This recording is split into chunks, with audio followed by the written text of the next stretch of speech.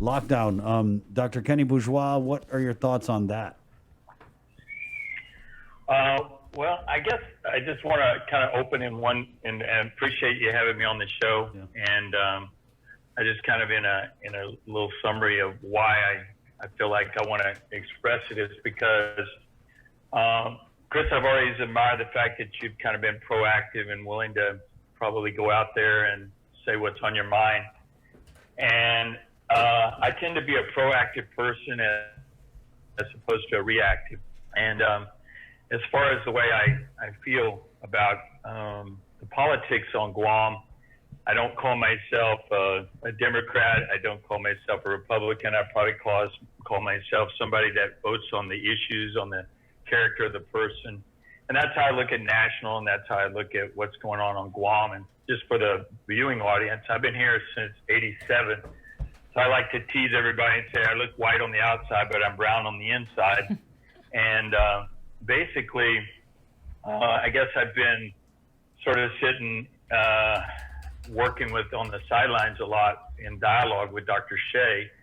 And so our positions a lot, go all the way back there.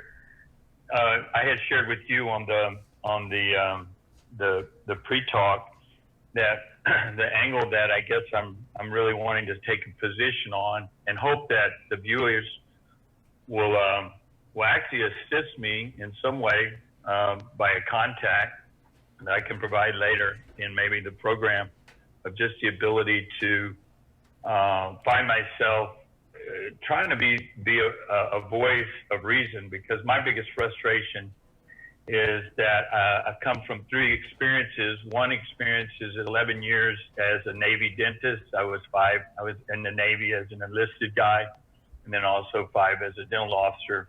And 3 of those were here before I retired. The other one as just a general dentist who was an infection control officer for 3 years here on Guam as well. But I was gone through the evolution of where dentists didn't wear masks and they weren't wearing gloves, to where when the threat of hepatitis and AIDS came on board, that we were dealing with fluid type of, protection. And a third one that I wanted to address is that I come from having also been bivocational and pastored a church for 25 years here on Guam, Island Praise Fellowship, which was formerly Calvary Chapel, but it's not the same one that was in the news. So, I just want to address that my biggest feel of using FOIA and getting letters, I've been tracking conversations between the speaker and the admiral, and I kind of feel like I did a lot of homework last night in looking to see what is the chain of command, because one of the things that I learned in the Navy, and you can interrupt me at any time to ask the question because I've just got a lot on my mind that I want to share, so I don't want to override. But the biggest thing is that about a week and a half ago, I contacted Lieutenant Commander, I think Rick Moore, who acts as a liaison of the public relations for the Admiral. And one of the things that I learned while being in the Navy was when I came in as an enlisted guy, I often felt like you're on the bottom. You saw there was a need for change, but you had no outlet because you were always fearful of the fact that you couldn't get your voice high enough. Then the thing that I learned later in the Navy was that there was a mechanism called point papers. I reviewed the letters that were written by the speaker and by the Senator Forrest Perez, and basically, as far as being able to get up high enough, you have to write what's called a point paper ability to make sure that a point paper in the military is where you can't break the chain of command. And recently, the USS Roosevelt captain, I don't know how he did it, but that's the way he could have kept himself out of hot water, was if he had done it through a particular method. Maybe he did, maybe he didn't, I don't know. But it's when you're writing a memo or a point paper regarding something that you are passionate about, you have to write that you are going to give it to the person that is directly in the chain, but you have to give it also via in the memo, so that on the via part, it lets that person, like in the case of where these letters were written directly to the admiral, had they been written from my homework that I did last night, had they been written directly to the OIC, which is the Office of Interior Affairs, or the Insulary, and from what I can tell is that the chain of command runs for the admiral, it runs directly to the Department of Interior. He plays a role, but he's not going to do anything. And I've got letters where the speaker was, both the speaker and the senator were asking the admiral, and that's kind of my bent, is that I'm not trying to point fingers, but like I told Rick, Lieutenant Commander Moore, I said, I'm very upset because his eyes, I feel like what we're watching on Guam is a manipulation of the data. And even if you look at the death rate, I was punching the numbers in. You can't punch on the death rate. You can't punch the number based on the number of tests that you have, because otherwise you're going to skew the death rate and scare the people of Guam. And that's one of the things that I see, is that when you look at the death rate, instead of it being like on the latest one that I got, it's close to like 3.38%. And she's added one more, I guess, according to what Sabrina just said. And the problem is that when you don't multiply it by the total number of Guam, and I looked on one of the consensus, it said we have 168,800 or 484,000 as of 2020, give or take. So when you do that, based on the death rate, it's 0.0005%. And that makes a whole lot of difference between a 3.3% death rate. Also, when you're talking about the test, you have to, what's going on Guam is you're not reporting. If you were doing a biologic paper, you know, and when you're getting your degree, if you're doing any kind of paper and you have an hypothesis, you have to prove that hypothesis. You can't just put stuff out. And one of my science teachers, she wanted to develop, she'd gotten hold of moon rocks, and she wanted the moon rocks to have a certain amount of data. But what she was lecturing us on was that it's so easy to manipulate data in the way that you want it to go. Doc, And I'm sorry, one of Doc, my but I'm strengths- kind of getting lost. What are you trying to say here? Yeah, Doc, we're What kind I'm of going trying to all say over. is that when you're looking at the data that is being put out weekly or daily, for example, the last one was like there's been 34,000 roughly of the tests, right? So of the 34,000 that have been tested, they take and they will divide, well, it would be 21 now. When you divide that number and then you multiply that by 100, it doesn't come out to 3 point. You can't, even at the bottom of it, it'll say this is done He's based on the basically saying molecular that testing. you're basically saying that we need And the to. molecular testing is basically the basic test that everybody's getting. And we have to have in the data, we have to have that we are not only are we testing, but we need to know more than just that little screen that says that. We need to know what's going on in terms of symptoms. And somebody can have a positive test, have the antibodies, or have a positive test and be completely asymptomatic. So if you're trying to skew the population to lock us into PCOR, and you're trying to skew the population to make us look as though we're worse off than we are, so that you can stay in this state, then you're playing with the data, and you're basically creating a false narrative. And my disappointment has been that the admiral is sitting on the sidelines, and having been in the military, what I bent the ear on with Lieutenant Colonel Moore was, I said, Commander Moore was, I said, the mission is being compromised because every one of our bases, our hospitals, every time an EMS chooses to pick up a heart attack victim and go to the hospital, we are putting basically at risk our community. For example, right next door to me is a person in a military family that lives off the USS Cable.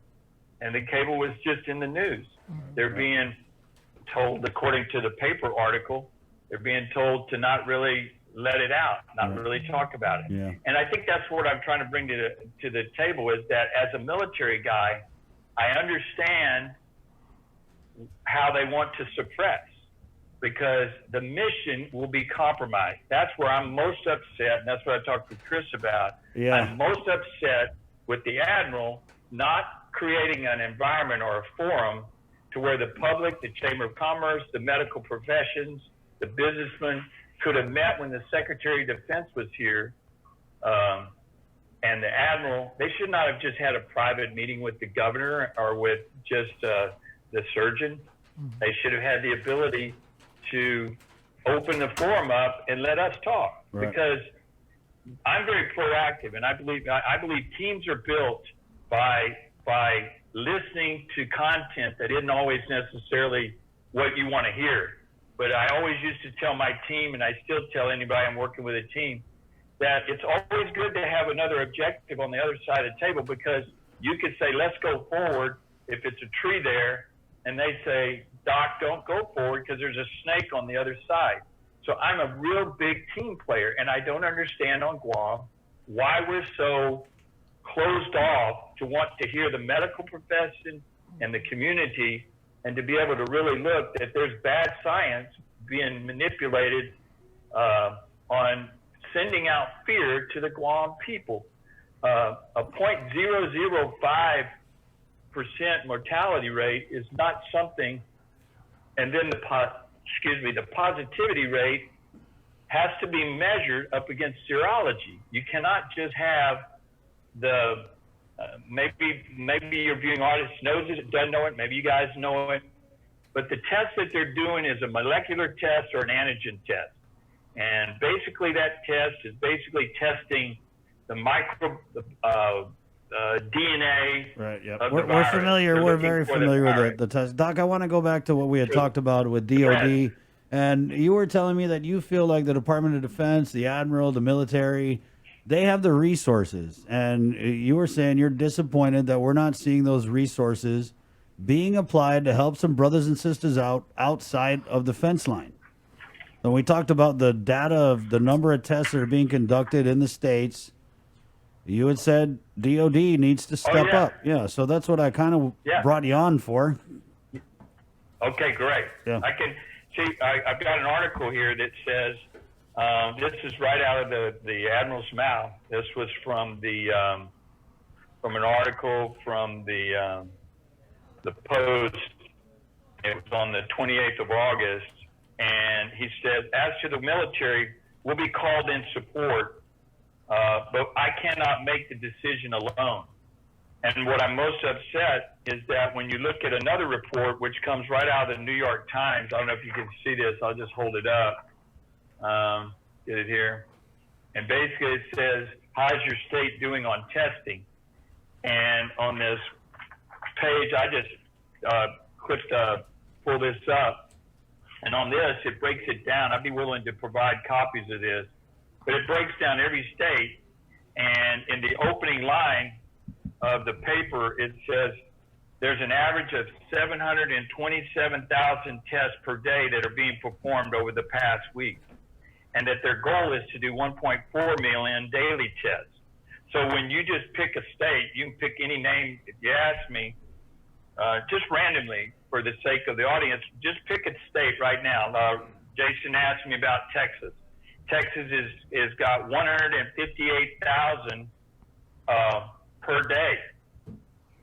And my point is that when DOD and the way our government of Guam is set up with being an unincorporated territory, the admiral's role and the Department of Defense role, and when I was looking at the OIC, it looks like the OIC thinks that they poured a lot of money. President Trump opened up 42 agencies, and all this that I'm saying can be downloaded, but for the sake of us talking, Chris, the lowest average for testing that I found in this little, all the states, DC, everybody, the lowest I found was 74,000 in Wyoming. So if Guam received from the OIC mass amounts, and there's I looked on to the emergency act that's being put out that the president, whether you're for him or against him, when you read these articles that are on the Department of Interior.gov, you will find article after article of people who are really thinking that they did a good job. But what's happening is it seems like, just like what I was trying to say early on in the military, if it stops at the lowest level because of ego or because they don't want to approve it and they say no before they say yes, the only way you can get anybody to listen to you is you have to write the letter via so that it goes above the chain of command. And these letters that I'm looking at and have here, they just wrote to the admiral, and the admiral's playing politics. He's yielding to what the governor is asking him. And so when they met, what was their solution? Their solution was close down the beaches at the military.